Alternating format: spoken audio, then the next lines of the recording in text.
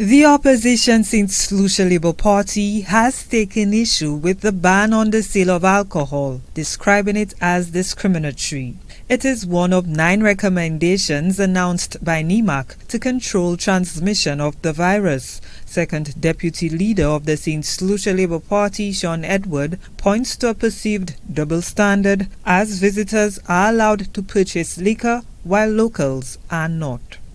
Why are schools being kept closed only for 10 days when it is patently clear that this spike in COVID will still be raging after the next 10 days?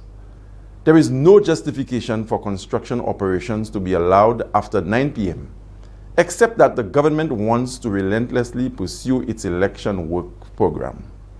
The restriction on special religious activities is not consistent. Restrictions should be on the size of the space being used. The restrictions on sale of alcohol is discriminatory to locals. Visitors can have access to alcohol and are free to socialize, whilst locals are denied even private purchases. How can the total countrywide suspension of alcohol licenses reduce the spread of COVID-19? The government has blamed the public for failing to limit social activities, citing the unrestrained movements during the holidays as one of the main reasons for the recent spike in COVID-19 cases. Edward instead says it is the government that should be criticized for relaxing measures during the holidays and then pointing the finger at the public for the fallout.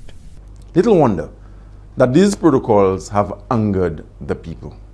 They are also disgusted and angry at you, Prime Minister, for your remarks blaming them for the current rise in COVID-19 cases and conveniently absolving your government from the dreadful healthcare situation in which we are in. Prime Minister, it is your government that in December of 2020 relaxed COVID-19 protocols prior to the Christmas and the New Year season, so signaling to the people that they too could relax and drop their guard. Now that things have become dire, you are washing your hands like Pontius Pilate. The opposition says it stands by previous recommendations for more mass testing and a second test for travelers. These protocols are too little too late, as they do not directly address the core of the COVID threat facing Saint Lucia today. Firstly, there was no statement on expanding the capacity to test nationally for COVID-19. It is now evident that people are being infected and are not bothering to get tested unless the symptoms get serious. We need a mass testing program. Secondly, there was no rethinking of the open border policy, which clearly has failed us. We reiterate that with the borders remaining open, that the requirement for a second test for all visitors must be implemented.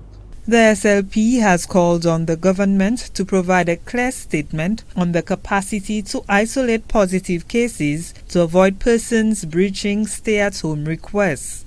They want what has been described as a targeted policy response supported by a robust protocol regime to deal with the COVID-19 crisis. Gina Filippi, HTS News Force.